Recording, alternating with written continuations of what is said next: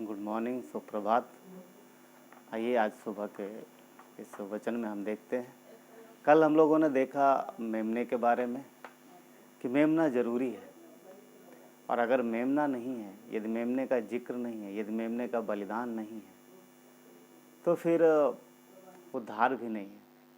क्योंकि मनुष्य के पापों से बचाने का जो एक उपाय है वो मेमने का बलिदान है, जो परमेश्वर का मेमना ना, जो मसीह यीशु है, हम जानते हैं वो बलिदान है। आज हम देखेंगे कि वो मेमना जो है, जो परमेश्वर का मेमना है, जो मसीह यीशु है, वो आया द्वार से। हाँ, वो द्वार से आया। वो प्रॉमिस किए हुए मसीहा, हाँ, प्रॉमिस किया हुआ मसीहा, वो पूरे वादे, संपूर्ण वादे पूरे करके आया। तो कई सारे वादे हैं, परंतु हम उनमें से कुछ देखेंगे। पर इसके पहले हम लोग देखते हैं यूहन्ना का 10 अध्याय वचन 1 और 2 देखेंगे। यहाँ पर इस प्रकार लिखा है, मैं तुमसे साफ सच सच कहता हूँ कि जो कोई द्वार से भेड़शाला में प्रवेश नहीं करता, परंतु किसी और से चढ़ जाता है, वो चोर और डाकू है। परंतु जो द्वार से भीतर प्रवेश करता है, जो द्वार से भीतर प्रवेश करता है, वो भेड़ों का चरवाहा है। यहाँ पर वचन क्या कहता है कि जो चरवाहा है वो दरवाजे से आएगा, वो किसी और से नहीं आएगा। भेड़शाला के अंदर किसी दूसरी तरफ से चढ़ेगा नहीं, क्योंकि जो चरवाहा है उसको दूसरी ओर से आने की ज़रूरत नहीं है, वो दरवाजे से आएगा। और वचन कहता है द्वारपाल, जो भेड़ों की रखवाली करते हैं। क्योंकि जब ये वचन लिखा गया था, यानी मसीह यीशु के टाइम में जब वो धरती पर आए थे, जब उन्होंने देह धारण किया था, तो उस समय भेड़शालाएँ होती थी और वहाँ पर बहुत सी भेड़ें होती थी, कई सारे लोगों की भेड़ें होती थी। और वो उस भेड़शाला में भेड़ों को ले जाते थे, और उन भेड़ों के रखवाली करने के लिए एक द्वारपाल द्वार पे बैठा रहता था, और जिसकी भेड़ें होती थी उसी के लिए गेट खोलता था, यानी दरवाज़ा खोलता था। और भेड़ों का जो चरवाहा है वो अपनी भेड़ों को आवाज़ देता था, और भेड़ें उसके पीछे आ जाती थी और उन्हें लेके चराता था। तो यहाँ पर जो पॉइंट है कि जो चरवाहा है वो दरवाजे से आएगा, वो इधर उधर से नहीं आएगा, कहीं और से नहीं चढ़ेगा वो। तो पॉइंट कहने का मतलब ये है कि मसीह यीशु वो चरवाहा है, वो मेमना है जिसका प्रॉमिस किया गया था। वो मसीहा जिसका प्रॉमिस पहले से ही परमेश्वर ने किया था कि जब मसीहा आएगा तो किस तरीके से आएगा। तो कई सारी बातें हैं, कई सारी भविष्यवाणियां हैं मसीह यीशु के विषय में, जो हम पवित्र शास्त्र में देखते हैं, जो हुई और मसीह यीशु ने उन्हें पूरी किया। पर सारी भविष्यवाणियों का जिक्र नहीं करेंगे हम लोग, क्योंकि यदि हम सारी भविष्यवाणियों का जिक्र करेंगे तो सब्जेक्ट बहुत लंबा हो जाएगा। इसलिए हम सब भविष्यवाणियों पर जिक्र ना करते हुए 7 को देखेंगे कि वो प्रॉमिस, वो वादे, वो वादे जो मसीह यीशु के विषय में किए गए परमेश्वर के वचन में, और उन वादों को मसीह यीशु ने पूरा किया। तो उनमें से हम 7 को देखेंगे ना, 7 को देखेंगे। जैसे कि परमेश्वर ने अपने भविष्यवक्ता मीका के द्वारा कहलाया था कि जो मसीहा होगा वो कहाँ पर पैदा होगा, किस जगह पैदा होगा। तो मीका 5:2 में ये भविष्यवाणी है, परमेश्वर ने अपने दास के द्वारा कहा है, बतलाया है कि उसका जन्म जो है वो बेतलहम में होगा। यदि आप पढ़ोगे तो वहाँ पर ये बात लिखी हुई है कि उसका जन्म बेतलहम में होगा। और हम देखते हैं कि मसीह यीशु का जन्म बेतलहम में हुआ। मत्ती 2:1 कहता है कि उसका जन्म बेतलहम में हुआ। तो यानी जो वो प्रॉमिस किए हुए तरीके से आया, जहाँ पर परमेश्वर ने प्रॉमिस किया कि जिस स्थान पर उसका जन्म होगा, और हम देखते हैं मसीह यीशु का जन्म वहीं पर हुआ। तो ये क्या हो रहा, ये प्रॉमिस, ये दरवाज़ा, मतलब कि वो वायदे के अनुसार आ रहा, वायदे के अनुसार आया। वो ऐसा नहीं है कि भविष्यवाणी कहीं और की गई हो और वो पैदा कहीं और हुआ, ऐसा नहीं है। जहाँ पर परमेश्वर ने अपने भविष्यवक्ता के द्वारा बतलाया वहीं पर वो आया, वहीं पर उसका जन्म हुआ। दूसरी बात देखते हैं, जब जब यीशु मसीह विजय प्रवेश करता है, जैसा कि आजकल हम देख रहे हैं ना कि जो समय चल रहा है, तो यीशु मसीह जब यरूशलेम में विजय प्रवेश करता है तो उसके विषय में लिखा है, भविष्यवाणी हुई है कि जब राजा ना, यह जो राजा जो है वो किस तरीके से आएगा। तो जकरिया के 9:9 में लिखा है कि वो गधे के बच्चे पर सवार होके आएगा। कभी आपने देखा कि कोई राजा गधे के बच्चे पर बैठ के आया? वो तो राजाओं का राजा है। कहता है यरूशलेम, तेरा राजा लादो, यानी गधे के बच्चे पर सवार होके आ रहा है।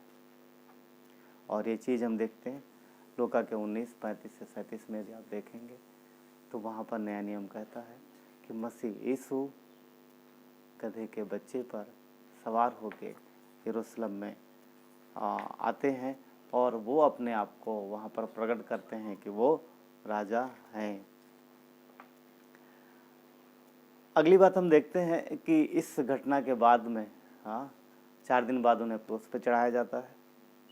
और जब क्रूस पे चढ़ाया जाता है तो क्रूस पर चढ़ाने के विषय में भी पहले से ही इस विषय में बातचीत हुई है, भविष्यवाणी हुई है। और क्रूस पर चढ़ाने से पहले क्या हुआ कि उनके हाथ और पैरों में कीले मारे गए मसीह यीशु के। तो इसके विषय में वचन कहता है कि वो उस मेरे हाथों को छेदते हैं। तो अब देखोगे कि भजन संहिता 22:16 में परमेश्वर का वचन इस प्रकार कहता है कि वो मेरे हाथ और पाँव को छेदते हैं। अब ये चीज़, ये बात जो लिखी गई है, और हम जानते हैं कि मसीह यीशु के जब कीले मारे गए, जब उन्हें क्रूस पर चढ़ाया गया, और ये मिलता है, हम देखते हैं कि लूका में ये बात लिखी हुई है। लूका में बात लिखी हुई है 23 अध्याय में। चौथी बात हम देखते हैं कि ये भी भविष्यवाणी थी कि उसे क्रूस पर चढ़ाया जाएगा। खैर हम लोग जानते हैं बात, और यशायाह ने लिखा है ये 53 के 12 में, और हम देखते हैं कि ये घटना भी मसीह यीशु में पूरी हुई है मत्ती 27 में। यदि आप देखोगे वहाँ पर मिलता है 38 में ना। और आगे देखेंगे कि वो कहते हैं कि उसके कपड़ों पर चिट्ठी डाली जाएगी। अब ये भी एक बात थोड़ा अलग लगती है कि किसी के कपड़ों पर, जो कपड़े उसने पहने हैं उस कपड़ों पे चिट्ठी डालेंगे, मतलब बांट लेंगे और उस पर एक तरीके से बोलते हैं कि दांव लगाएंगे कि ये किसका होगा, ये किसका होगा। और हम जानते हैं कि ऐसा हुआ था। तो इस बात को लिखा है भजन संहिता 22:18 में, और मसीह यीशु में चीज़ हम पूरी होते हुए देखते हैं। यूहन्ना के 19 में आप देखोगे तो वहाँ पर वो जो सैनिक लोग हैं वो उसके कपड़ों को बांटते हैं, परंतु उसका जो बागा, जो कुर्ता है, उसको वो फाड़ते नहीं है। क्यों? क्योंकि वो ऊपर से नीचे तक बुना हुआ था। तो उन्हें लगा कि अगर इसको हम फाड़ देंगे तो ये ख़राब हो जाएगा और ये किसी के काम नहीं आएगा। तो चलो इस पर हम लोग चिट्ठी डालते हैं, इस पर हम लोग दांव लगाते हैं, और ये जिसको मिलेगा उसका होगा। तो यहाँ पर देख रहे हैं क्या हो रहा कि पहले से ही परमेश्वर ने अपने वचन में लिखवा दिया था कि उसके कपड़ों पर क्या होगा, चिट्ठी डाली जाएगी। तो हम देख रहे हैं कि कुछ ये बातें हैं जो कि मसीह यीशु में पूरी हो रही है। और ये चीज़ें यीशु के आने के 1-2 साल पहले नहीं लिखी गई हैं, सैकड़ों साल पहले की ये बातें हैं जो पवित्र शास्त्र में लिखी हुई हैं। और हम देख रहे हैं कि मसीह यीशु में सारी चीज़ें पूरी हो रही हैं। ये क्या हो रहा है, ये प्रॉमिस किया हुआ मसीहा है, ये द्वार से आ रहा, जैसा बोला गया वो वैसा आ रहा, वो इधर उधर से नहीं आ रहा। आगे एक और देखेंगे, उसकी एक भी हड्डी नहीं टूटेगी। क्रूस पे चढ़ाएंगे परंतु उसकी एक हड्डी नहीं टूटेगी। एक्चुअली होता क्या था कि जब किसी को क्रूस पे चढ़ाया जाता था तो वो लंबे समय तक उसकी मृत्यु नहीं होती थी, वो मरता नहीं था लंबे समय तक। और मसीह यीशु के समय ऐसा हुआ कि सब्त का दिन शुरू होने वाला था, तो यहूदियों को बहुत जल्दी थी, क्योंकि वो चाहते थे कि सब्त के दिन के पहले ही सारे जो कैदी चढ़ाए गए हैं क्रूस पर उनको उतारा जाए और उन्हें कब्र में डाल दिया जाए।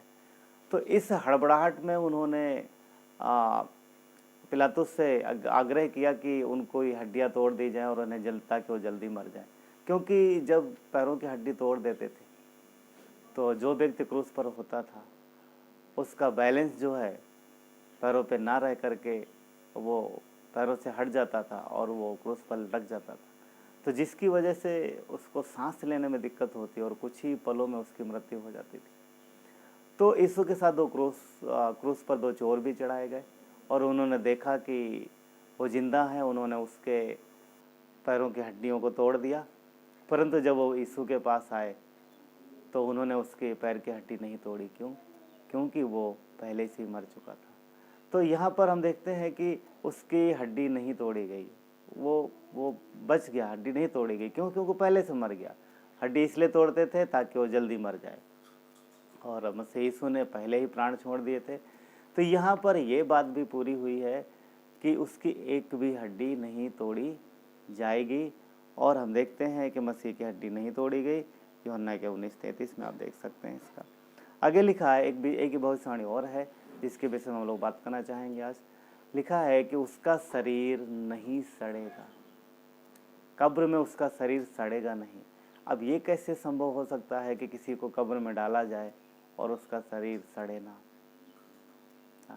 यदि वो कब्र में है तो अवश्य सड़ेगा, क्योंकि मिट्टी के अंदर वो गुण है, वो क्वालिटी है कि वो जो भी चीज़ उसके अंदर जाएगी वो उसे अपने जैसा बना लेती है। राइट? समय बेशक लगे, परंतु मिट्टी हर एक चीज़ को अपने जैसा बना लेती है। तो ये बात पॉसिबल ही नहीं है कि अगर कोई कब्र में रहे और उसकी लाश ना सड़े। परंतु मसीह यीशु के विषय में लिखा गया था पहले से कि उसका शरीर नहीं सड़ेगा, उसका शरीर नहीं सड़ेगा। भजन संहिता में ऐसा लिखा है, क्योंकि तुम मेरे प्राण को अधोलोक में न छोड़ेगा, तू मेरे प्राण को अधोलोक में न छोड़ेगा और ना अपने पवित्र को सड़ने देगा। कहता है कि ना अपने पवित्र को सड़ने देगा। तो कौन है जिसकी लाश नहीं सड़ी? जिसकी लाश नहीं सड़ी। यहाँ पर भी ये बात हम देखते हैं प्रेरितों काम के 2 अध्याय में वचन 31 में इस प्रकार लिखा है कि उसने होनहार को पहले से ही देखकर मसीह के जी उठने के विषय में भविष्यवाणी की कि ना तो उसका प्राण अधोलोक में छोड़ा जाएगा, ना उसकी देह सड़ने पाएगी। तो हम लोग क्या देखते हैं कि मसीह यीशु कब्र में डाले ज़रूर गए, उन्हें कब्र में ज़रूर रखा गया, परंतु वो तीसरे दिन जी उठा। उसकी लाश नहीं सड़ी, परमेश्वर ने उसे मुर्दों में से जीवित कर दिया। तो वो द्वार से आया है। और भी बहुत सी बातें हैं उसके विषय में, परंतु हमने इन 7 बातों पे जिक्र किया है। वो द्वार से आया है। द्वार से आने का मतलब वो प्रॉमिस किया हुआ मसीहा है। वो प्रॉमिस किया जो परमेश्वर ने अपने भविष्यवक्ताओं के द्वारा बताया था कि जब वो मेमना आएगा, यानी जब वो भविष्यवक्ता आएगा, यानी जब वो मसीहा आएगा, क्योंकि यीशु भविष्यवक्ता भी था, राइट, परंतु वो मसीहा था। मसीहा का मतलब है उद्धारकर्ता, यानी बचाने वाला।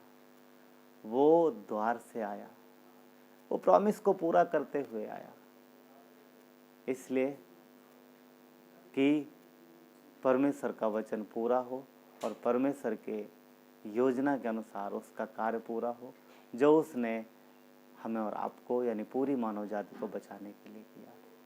तो ये वो चरवाहा है जो द्वार से आया है।